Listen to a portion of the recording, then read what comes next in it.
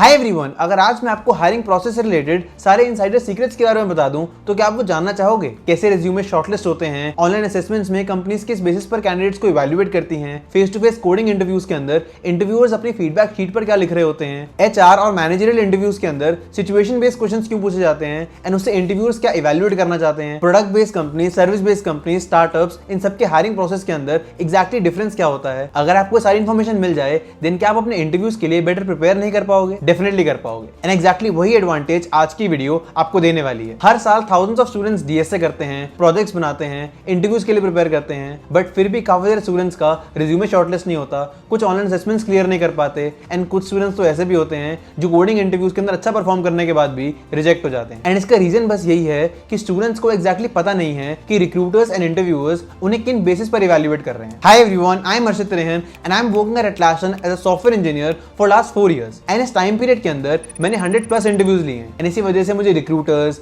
Interviewers and hiring managers के exact perspectives के बारे में पता है, जिसे मैं आज की इस वीडियो में डिकोड करूंगा। सो इस वीडियो को देखने के बाद आप सिर्फ उसी की प्रिपरेशन करोगे जिसे कंपनीज इवैल्यूएट करती हैं। And without much wait, let's get started. सबसे पहले हम एक बहुत बड़ी मिथ क्लियर कर लेते हैं। काफी सारे स्टूडेंट्स हर कंपनी के लिए सेम टाइप की प्रिपरेशन ही करते हैं। उन्हें लगता है कि वो एक ही प्रिपरेशन रोडमैप की मदद से गूगल, टीसीएस या फिर किसी भी स्टार्टअप का इंटरव्यू इजीली क्रैक कर लेंगे। लेकिन रियलिटी ये है कि हर एक कंपनी का हायरिंग ऑब्जेक्टिव डिफरेंट होता है एंड इसी वजह से उनका इवैल्यूएशन क्राइटेरिया भी अलग होता है। For example, product based companies का फोकस होता है प्रॉब्लम सॉल्वर्स को हायर करना। यहाँ पर DSA, problem solving, technical depth and decision making सबसे ज्यादा इंपॉर्टेंस रखती हैं। इंटरव्यूज ये इवैल्यूएट करना चाहते हैं कि आप एक अननोन प्रॉब्लम को कितनी एफिशिएंटली सॉल्व कर पाते हो। वहीं अगर हम बात करें स्टार्टअप्स की, देन स्टार्टअप्स बिल्डर्स हायर करना चाहते हैं। उन्हें ऐसे इंजीनियर्स चाहिए जो जल्दी से जल्दी कंट्रीब्यूट कर सकें। इसीलिए यहाँ पर projects, real world development, debugging, ownership, ये चीजें ज्यादा मैटर करती हैं। एंड फाइनली अगर हम बात करें सर्विस बेस्ड कंपनीज की, तो उनका ऑब्जेक्टिव होता है अडैप्टेबल प्रोफेशनल्स हायर करना। ऐसे लोग जिनके प्रोग्रामिंग फंडामेंटल स्ट्रांग हो, जिनका कम्युनिकेशन अच्छा हो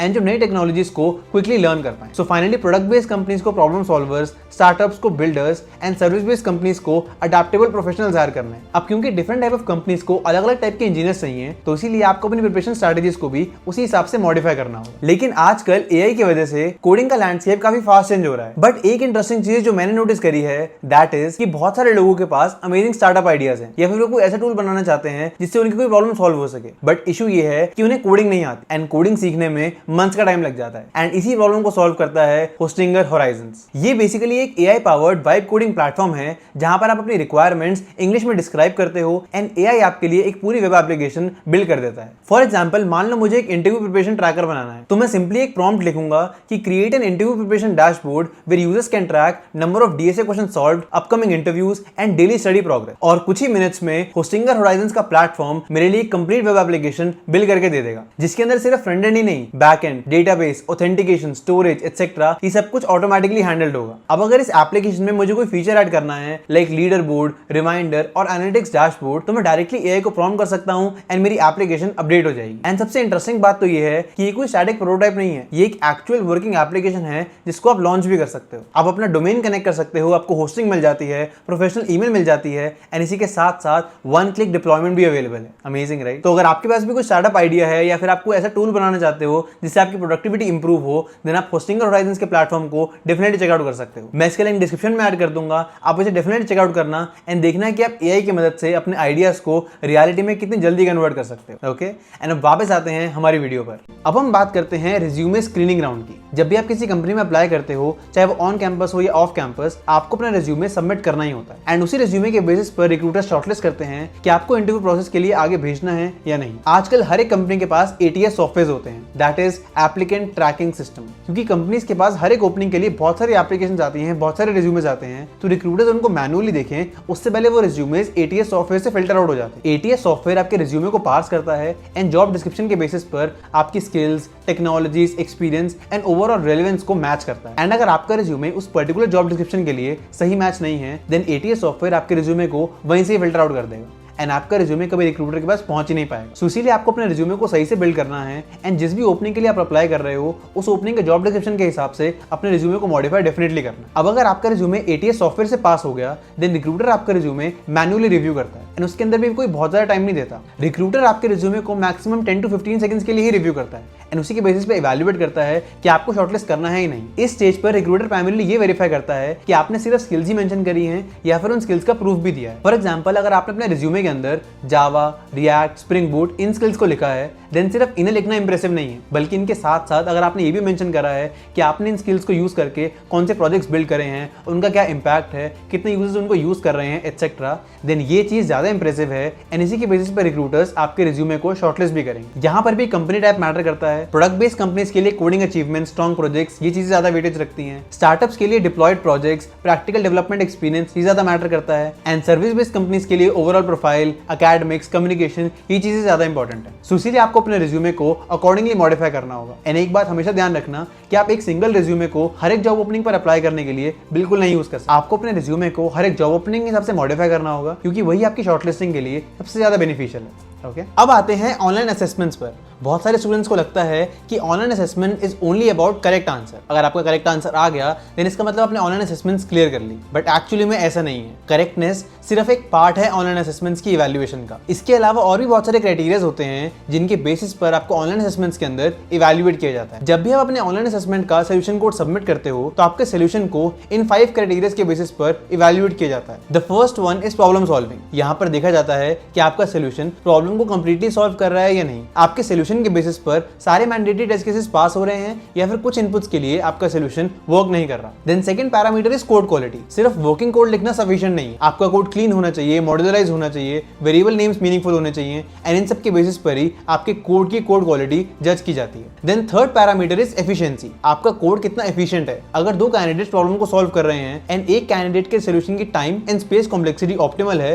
then the second candidate, then obviously उस फर्स्ट कैंडिडेट को ही प्रेफरेंस मिलेगी। सो इसलिए आपको अपने सोल्यूशन को ऑप्टिमल भी रखना है। बहुत सारे कैंडिडेट्स अपने सोल्यूशन को सैंपल टेस्ट केसेस के लिए चला देते हैं, बट वो एज केसेस का ध्यान नहीं रखते एंड इसी वजह से जब उनका कोड फाइनली सबमिट होता है तो वो कुछ टेस्ट केसेस पर रॉन्ग आंसर दे देता है। सो इसीलिए आपको एज केसेस पर भी इक्वली फोकस करना है। And finally the fifth parameter is readability. आपका कोड सिर्फ मशीन के लिए नहीं, इंजीनियर्स के लिए भी लिखा जाता है। सो इसीलिए अगर आपका कोड डिफिकल्ट टू अंडरस्टैंड है या फिर अननेसेसरीली कॉम्प्लेक्स है तो वो भी आपकी ओवरऑल इवैल्यूएशन को इफेक्ट करता है। तो ये 5 पैरामीटर्स हैं जिनके बेसिस पर आपके ऑनलाइन असेसमेंट का सोल्यूशन कोड इवैल्यूएट होता है। एंड ऑनलाइन असेसमेंट का प्लेटफॉर्म ही आपके सबमिटेड सोल्यूशन को इन सारे पैरामीटर्स पर इवैल्यूएट करके एक समरी बना के दे देता है, जिसे फाइनली रिक्रूटर्स रिव्यू करते हैं एंड उसी के बेसिस पर कैंडिडेट्स को शॉर्टलिस्ट करते हैं for the next round, which is the face to face coding round. अब काफी सारे स्टूडेंट्स को लगता है कि अगर उनका ऑनलाइन असेसमेंट बहुत अच्छा गया है या फिर उन्होंने ऑनलाइन असेसमेंट में काफी अच्छा परफॉर्म किया है देन उन्हें next round which is face to face coding round की कॉल तो डेफिनेटली आ जाएगी। बट एक्चुअली में ऐसा नहीं होता। मैं आपको एक एग्जांपल के साथ समझाता हूं। मान लो एक कॉलेज के अंदर एक कंपनी ऑन कैंपस हायरिंग के लिए आई एंड उस कॉलेज के अंदर 4000 स्टूडेंट्स ने उस पर्टिकुलर कंपनी की हायरिंग ड्राइव के अंदर पार्टिसिपेट किया,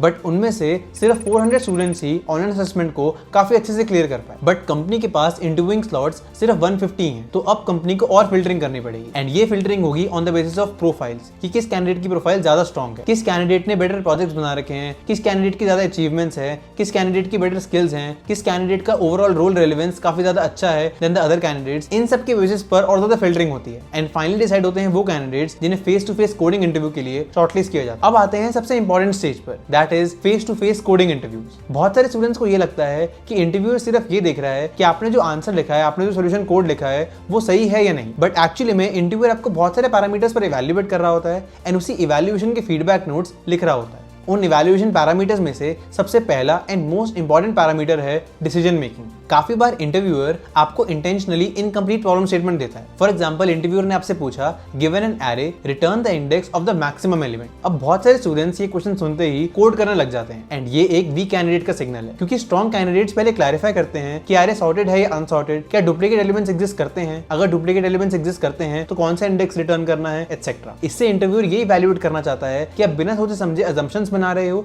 या फिर रिक्वायरमेंट्स को समझकर रिक्वायरमेंट्स को क्लियर करके सही डिसीजंस ले रहे हो। Then second parameter is problem solving. आप प्रॉब्लम को कितने अच्छे से समझते हो, उसे कैसे ब्रेक डाउन करते हो, उसकी सोल्यूशन अप्रोच क्या चूज करते हो, अगर आपकी सोल्यूशन अप्रोच सही नहीं जाती है तो उसे इंप्रूव कैसे करते हो, एटसेट्रा। इन्हीं सब के बेसिस पर रिक्रूटर आपको इवैल्यूएट करता है। Then the third parameter is technical knowledge. Interviewer आपको पूरी फ्रीडम देता है कि आप कोई भी लैंग्वेज चूज कर सकते हो, बट जिस लैंग्वेज को आपने चूज किया है, जिन डेटा स्ट्रक्चर्स को आप यूज कर रहे हो, जिस एल्गोरिथम को आपने इंप्लीमेंट किया है, उन सब के बारे में आपको डीप टेक्निकल नॉलेज डेफिनेटली होनी चाहिए। एंड अगर उससे रिलेटेड आपसे कोई क्वेश्चन पूछा जाए देन आपको उस क्वेश्चन का आंसर डेफिनेटली आना चाहिए। एंड अगर ऐसा नहीं होता है देन ये आपके केस में एक नेगेटिव सिग्नल काउंट होता है। Then the fourth parameter is communication. Communication in face to face coding interviews के अंदर सबसे ज्यादा इंपॉर्टेंट है, क्योंकि इंटरव्यूअर आपका माइंड रीड नहीं कर सकता। आपको खुद से कम्युनिकेट करके बताना होगा कि आपका थॉट प्रोसेस क्या है, आप क्या अप्रोच सोच रहे हो, आप कैसे उसे कोड कर रहे हो, आपने कौन से डिसीजंस लिए हैं, एटसेट्रा। क्योंकि इन्हीं सब चीजों के बेसिस पर इंटरव्यूअर आपको फाइनली इवैल्यूएट कर पाएगा। And finally the last parameter is code quality. Clean and modularise code, meaningful variable names, proper testing and handling edge cases, ये सब चीजें हमेशा एक पॉजिटिव इंपैक्ट क्रिएट करती हैं। सो इसीलिए आपको अपने कोड की कोड क्वालिटी डेफिनेटली अच्छी रखनी है। Face to face coding interview खत्म होने के बाद इंटरव्यूज आपका फीडबैक सबमिट करते हैं एंड फाइनली एक राउंड टेबल डिस्कशन करते हैं अमंग ऑल द इंटरव्यूअर्स, जिसके अंदर एक डिसीजन लिया जाता है कि आपको सिलेक्ट करना है या नहीं on the basis of the feedback. अब बात करते हैं हमारे हायरिंग प्रोसेस के लास्ट राउंड की, दैट इज एचआर और मैनेजरियल राउंड। कुछ कंपनीज के अंदर इसको एचआर राउंड बोला जाता है एंड कुछ कंपनीज के अंदर इसको मैनेजरियल राउंड बोला जाता है। बट दोनों ही केसेस में बहुत सारे स्टूडेंट्स ऐसा सोचते हैं कि ये राउंड सिर्फ एक फॉर्मेलिटी है। स्टूडेंट्स को ऐसा लगता है कि शायद इन राउंड्स के अंदर उनकी सैलरी डिस्कस होने वाली है, बट एक्चुअली में ऐसा नहीं होता। ये काफी सीरियस राउंड्स होते हैं एंड ये रिस्क असेसमेंट के लिए लिए जाते हैं। इन राउंड्स की मदद से ये इवैल्यूएट किया जाता है कि अगर आपको कंपनी ने हायर किया तो क्या आप टीम के साथ इफेक्टिवली काम कर पाओगे या नहीं कर पाओगे। एंड इसी वजह से आपसे सिचुएशन बेस्ड क्वेश्चंस पूछे जाते हैं। For example, tell me time when you had a conflict with your teammate, tell me time when you handled a failure, etcetera. इन क्वेश्चंस का मतलब स्टोरी सुनना नहीं होता, बल्कि इन क्वेश्चंस की मदद से इंटरव्यूअर्स ये इवैल्यूएट करना चाहते हैं कि आप ओनरशिप लेते हो या ब्लेम करते हो, आप प्रेशर में कैसे रिएक्ट करते हो, आप प्रॉब्लम्स को प्रोफेशनली कैसे हैंडल करते हो, एटसेट्रा।